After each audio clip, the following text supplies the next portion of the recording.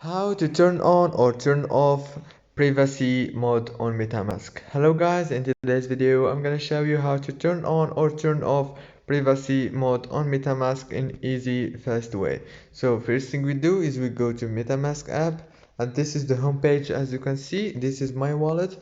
Now you need to click on those three lines here in the top corner, click on them like this, and now go to settings here down below, and after that you need to choose the second option, which is security and privacy. Click on it like this, and now you need to go down and you will find privacy mode here. You can make it off or turn it on as you want in easy fast way. You can disable it or enable it. If this video was helpful for you, please don't forget to like and subscribe, and thank you for watching.